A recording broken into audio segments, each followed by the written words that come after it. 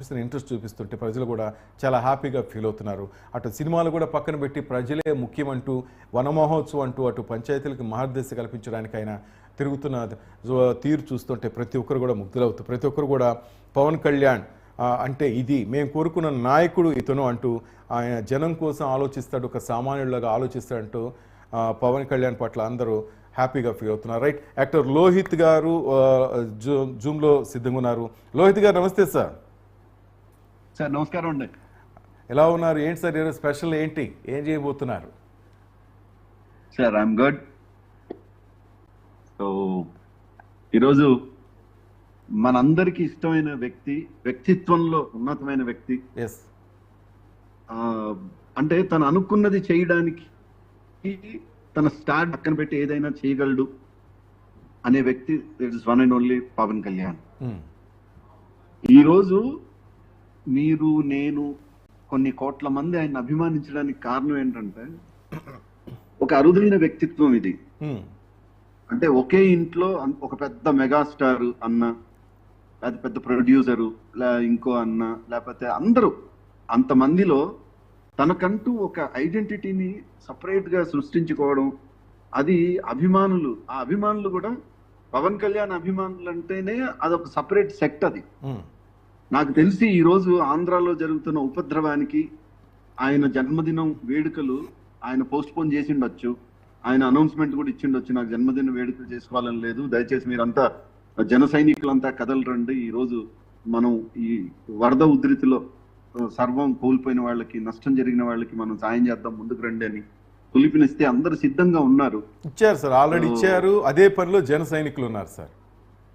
అదే అంటే నేను అనేది ఏంటంటే ఈ సమాజాన్ని, ఎస్పెషల్లీ యువతని బాగా ప్రభావితం చేయగలిగిన వ్యక్తి పవన్ కళ్యాణ్. తనకి దగ్గరగా చూసిన వాళ్ళు, తనతో మాట్లాడిన వాళ్ళు, తనతో వర్క్ చేసిన వాళ్ళ ఎక్స్పీరియన్సెస్ చాలా డిఫరెంట్ గా ఉంటాయి. అంటే అందరికి నాకు తెలిసి అన్ని సాధ్యపడవు కావచ్చు, ఒక వ్యక్తి ఇన్ని కోణాల్లో మనం టచ్ చేయొచ్చు అని. నాకు తెలిసి నేను very first program I was the host for him. ఆయన లాంచ్ ప్రోగ్రామ్ అప్పుడు మార్షల్ ఆర్ట్స్ లో ప్రావీణ్యం ఉండి సినిమా రంగానికి వస్తున్న టైం ఆయన. సో సికింద్రాబాద్ లో హరిహర కళాభవన్ లో ప్రోగ్రామ్ పెట్టారు మార్షల్ ఆర్ట్స్ కి సంబంధించి. అనుకున్న ఈయనకి ఏం అవసరమా, పెద్ద స్టార్ బ్రదరే కదా, మామూలుగా ఎవరైనా లాంచ్ చేస్తే అట్లా లాంచ్ చేస్తారు కదా.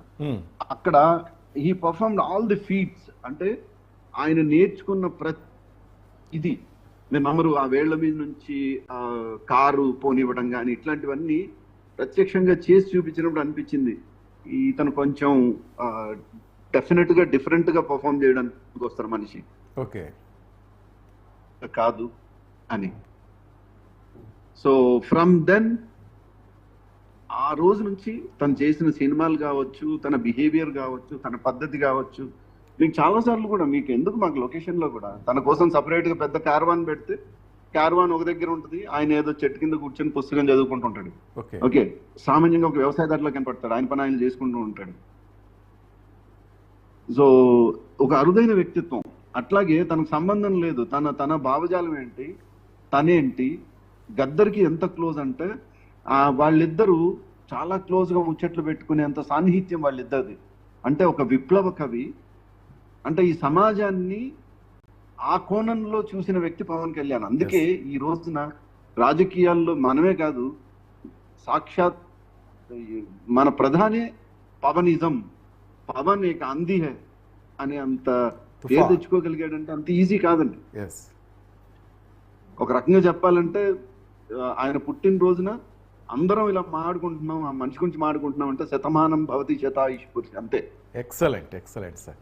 లోహిత్ గారు, ఒక డైలాగ్ వినాలని ఉంది, పవన్ కళ్యాణ్ గారి డైలాగ్ మీ నోటి వెంట. ఎందుకంటే అరుదైన వ్యక్తిత్వాలు కొన్ని ఉంటాయండి, ఇవి ఎంత బాగా ప్రభావితం చేస్తాయంటే భవిష్యత్తులో. ఇప్పుడు చూడండి, కావాలంటే అతను ఎన్నికైన తర్వాత అతను కోరుకుంటే ఏదైనా వస్తుంది కదా. కానీ ఆయన ఎంచుకున్న, నాకు ఇగో దీన్నైతే నేను ప్రక్షాళన చేయగలను, నేను ఇక్కడి నుంచి ప్రక్షాళన చేయాలని ఆయన ఎన్నుకున్న పోర్ట్ఫోలియో చూస్తే మీకు అర్థమవుతుంది ఆయన ఇష్టం ఏంటో. నేను చాలా దేశాలు తిరిగినప్పుడు చాలా దేశాల్లో మనం అంటాం కదా కొన్ని ఒక్కొక్కసారి ఒక ఇష్టాన్ని మనం వ్యక్తపరిచేటప్పుడు ఏమంటాం, రాక్షస ప్రేమ అంటాం. అవును సార్. నేను చాలా దేశాల్లో కొంతమంది పవన్ కళ్యాణ్ అంటే చించేసుకుంటారు అంతే. ఆ రోజు పవన్ కళ్యాణ్ కోసం వాళ్ళు ఏమైనా చెయ్యాలి అని డిసైడ్ అయితే చేసేస్తారు. అవును.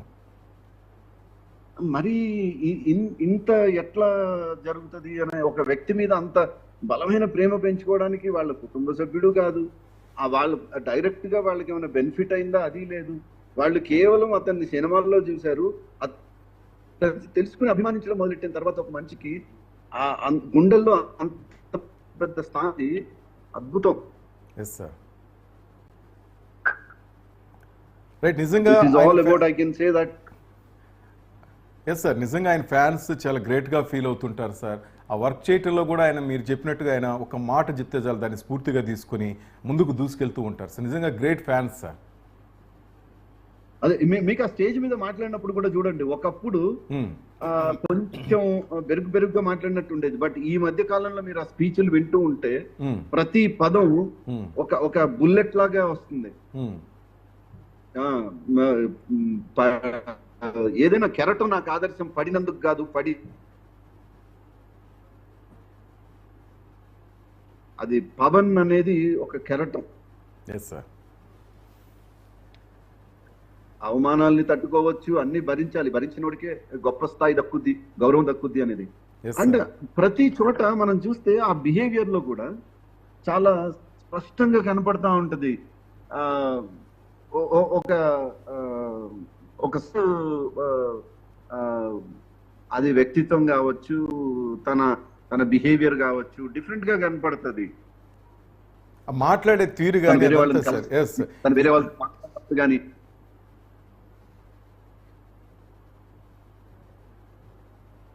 రైట్. థ్యాంక్ యూ లోహిత్ గారు. Thank you very much sir. Thank you sir. Thank you so much. మరొకసారి పవన్ కళ్యాణ్ గారికి జన్మదిన శుభాకాంక్షలు తెలియజేస్తూ thank you so much for making this wonderful meet. Thank you. Right sir. Thank you sir.